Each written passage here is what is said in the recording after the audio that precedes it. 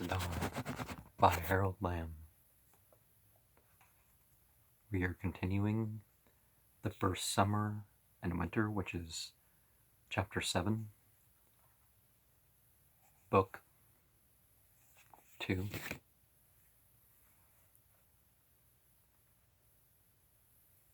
Memnon of Rhodes, Parmenio told the king, is in command of that fleet. The Macedonians had a few craft converted into warships, and these were used to close the narrow entrance of the harbor while negotiations went on in the city. The Milesians would only offer the Macedonians the same rights as the Persian forces enjoyed.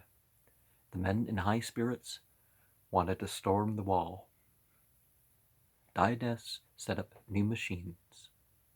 Even the ever-careful Parmenio urged Alexander to man the ships in the harbor with a few regiments and go out to engage Memnon's battle fleet. He argued that the Macedonians could win against odds of 2-1, afloat as on shore, that a victory over the main Persian fleet would impress all the coast, while a defeat could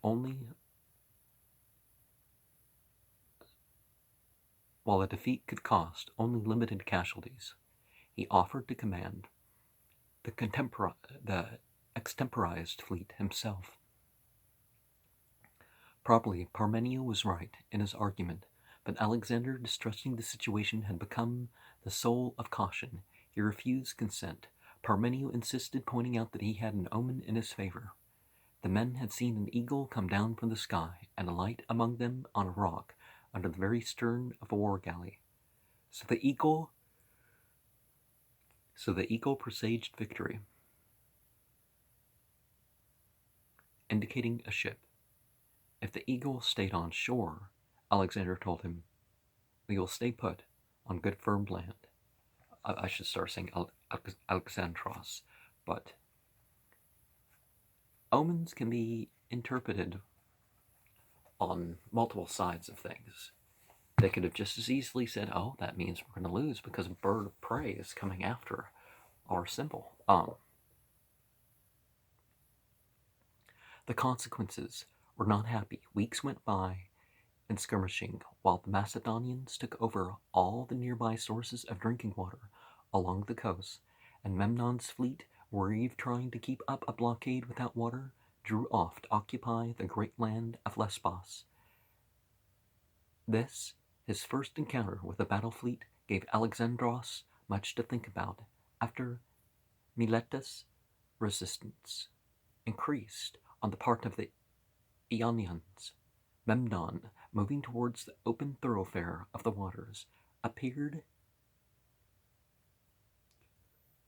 in the monumental city of Halicarnassus with a garrison of Persians and mercenaries. Alexandros was forced to yield to his officers and set up siege works on the height around that city, where the Macedonians beheld the towered tomb of Mausolus, the mausoleum. Yet he made his Macedonians put on an act rather than a siege by making a great show of setting up their elevated towers, bringing down sections of the wall with stone engines, and generally impressing the inhabitants with the certainty that they were about to launch a terrific assault. One incident almost led to a second Thebes. 2 warriors of the phalanx, Mesmates of Perdiccas's brigade, bored with demonstrations, engaged in a drinking bout in which each tried to outbout the other. My stomach growling is certainly not me craving alcohol, because I've never recreationally used such things. Or I've never consumed alcoholic beverages to my knowledge either. When really drunk, this Highland twain conceived the idea of proving which was the best man. Putting on full equipment, they paraded out towards the city wall, followed by an interested gallery. Under the wall, the two heroes bellowed a challenge to all Halicarnassians, and they got results. Soldiers streamed out to annihilate the profane messmates. The two took up a strong position among some rocks, launched a protective flight of javelins, and held off the attackers.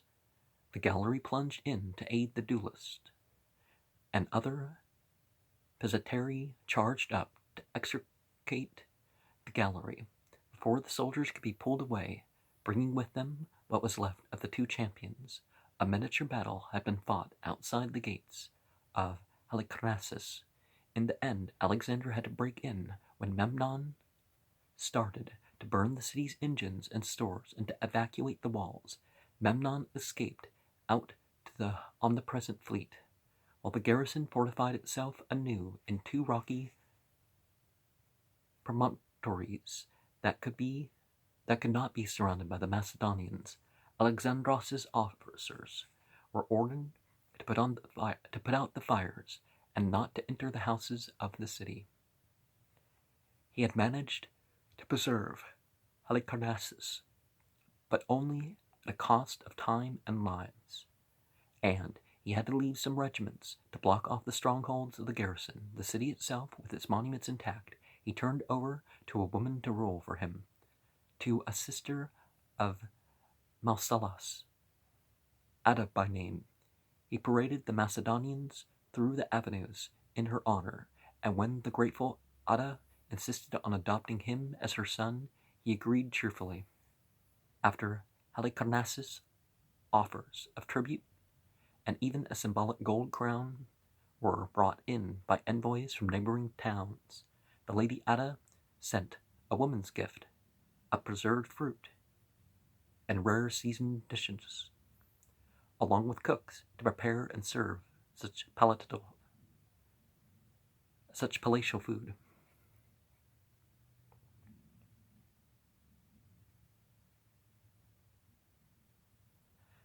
This Alexander shared among his officers, informing his adopted mother that years before his tutor, Leonidas, had not allowed him such food from his real mother. By courier, he sent word up the coast that now the Ionian cities were free to manage their own affairs. But in his own mind, he discarded forever his destination as Captain General of the Hellenic League. He had lost all hope of uniting the Greek cities against the great king. Perhaps he realized that if these highly separatist cities were wielded into a nation, they would forfeit the vestiges of their individual democracy.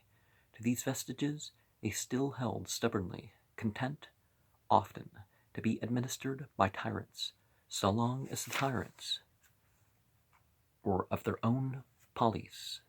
He was neither the first nor the last organizer to be baffled by the complexity of the Greek spirit.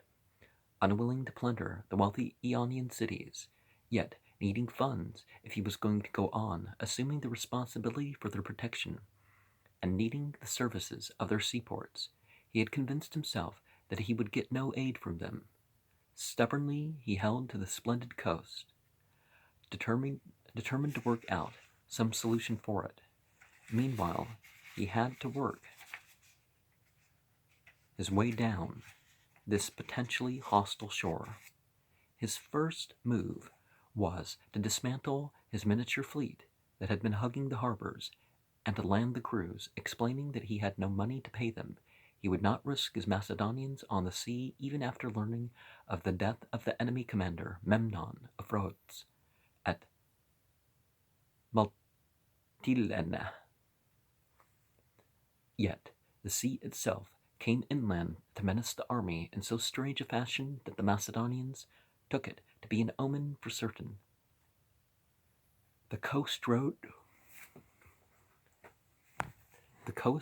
down which they were marching wound around an arm of the sea. At the end of the arm the road disappeared. Here the land rose sheer from the shore, and the way led across a slimy rock shelf. Surf beating in through jagged rocks swept over the narrow passage, except for brief intervals. The natives called this gauntlet the ladders of the sea. They said here that deep waters climbed up the rock upon the land to destroy men, unless fate protected them. To risk the column of the army upon the ladders of the sea seemed to be a most dangerous thing to do, but Alexandros did it. Taking advantage of an offshore wind, he rushed the column, wagons and all, across the arm of the sea. The deep waters licked at the edges of the men, but did not destroy them. Alexandros's luck, said some, and others pointed that now the sea appeared to be friendly and no longer antagonistic. Nearchus knew that as long as the favorable north wind blew, that they had been reasonably safe. If the wind had changed, Ptolemy observed, you would be singing a different tune. The dice fell for us, that's all. Beyond the ladders of the sea, they became aware of the activity of human enemies. Persian gold appeared along the waterfronts, and mercenaries slipped past from the sea towards some destination inland. No visible enemies emerged from that vast hinterland where a destructive power was making its presence felt. One of the companions was caught with gold darks on him, and proof that he was sending information to the enemy. This officer was placed under arrest. Alexandros would inflict no greater punishment, because the companion had been the first to come to him with arms after Philip's death. There had been no case of treachery before. Now Parmenio warned Alexandros that enemy gold had been paid for his assassination. When the Pleiades sank, I don't know the Greek, so let's just say the English for that part. When the Pleiades sank in the southern sky, the autumn could set, and the a lot of this, I'm trying to give it a Greek sort of sounding pronunciation, but I don't know the Greek either. It could be a different spelling. Set in, the Macedonians prepared to hold their gangs along the coast of Asia Minor. The newly married men were given leave to march home, a highly popular measure, under command of a certain Coenus, himself separated from a bride. They had orders to gather what recruits they could in Macedon and Greece and bring back the new levies with them in that spring. Alexandros started inland with the toughest of infantry for a winter's march over the snowy plateau. This was not so reckless an exploit as it seemed to the Ionians, the tribal folk of the plateau's ranges. The Phrygians and the Pisidians, descendants of stocky Hittites and Cimmerians, were started at the appearance of the disciplined army columns, climbing the heights in winter. The Macedonians, being highlanders themselves, could find their way over mountains, and Alexandros had discovered that mountain people were more accessible in winter when snow prevented them from retreating to the summits. As, on the coast, he blarneyed and paraded his way among the barbaric folk and gigantic monasteries of strange cults, avoiding serious conflict. Now, that's something definitely conquerors should do, is that the religions kind of leave them alone, or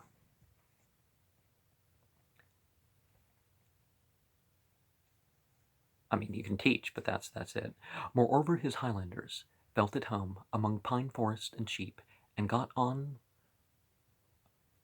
with the Phrygians, who were kindred of the Macedonians. The people of one city evacuated it upward to a cliff stronghold that looked hard to take.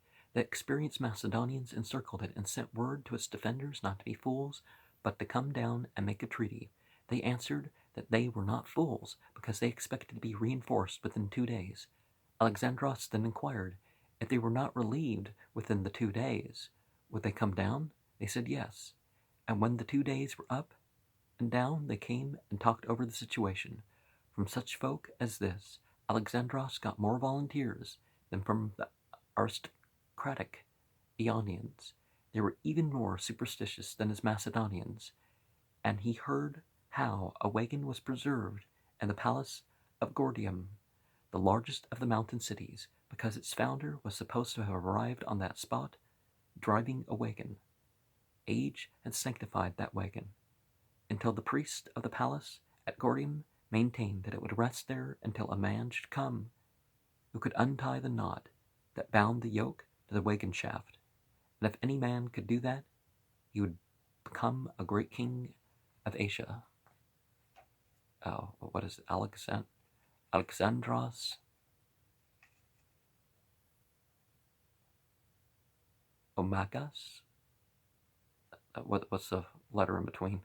The mountain folk were curious to see if this impetuous Macedonian would dare to attempt to loose the knot, because that country had bred many fine seers and omen takers like Aristander. There was a deal of talk about this wagon among the neighbors. Arian and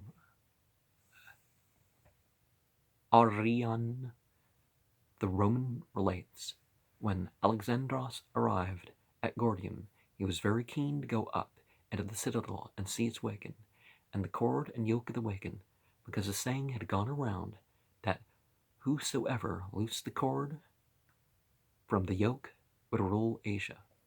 The cord of cornel bark was so tied that its ends were tucked inside and could not be seen.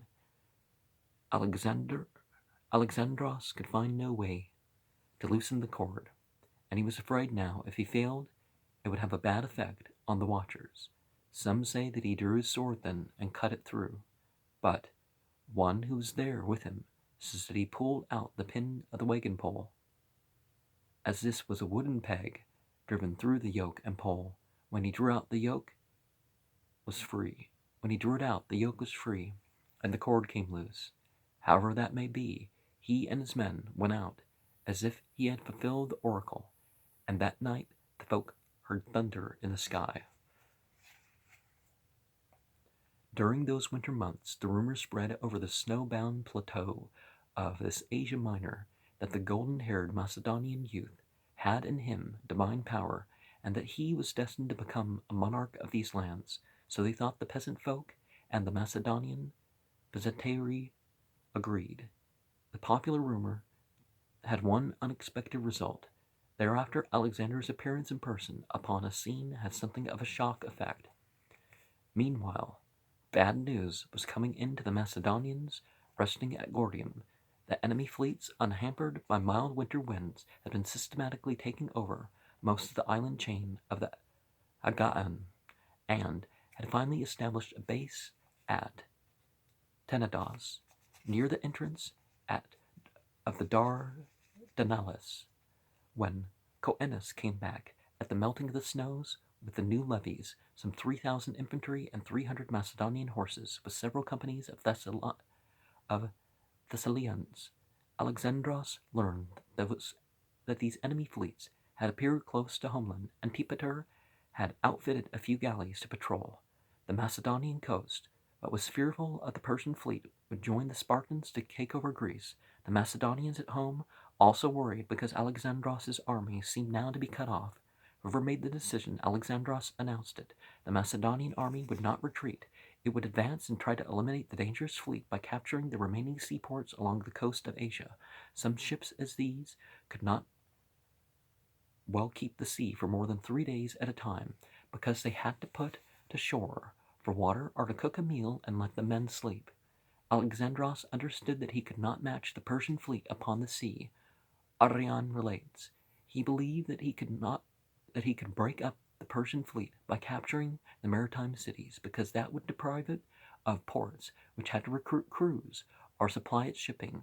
That meant, however, running the risk of meeting the main Asiatic army, which he knew to be mobilizing somewhere on the plains south of them. If the Macedonians lost a battle on this far coast, it would be hard to find an escape route back to the Dardanelles.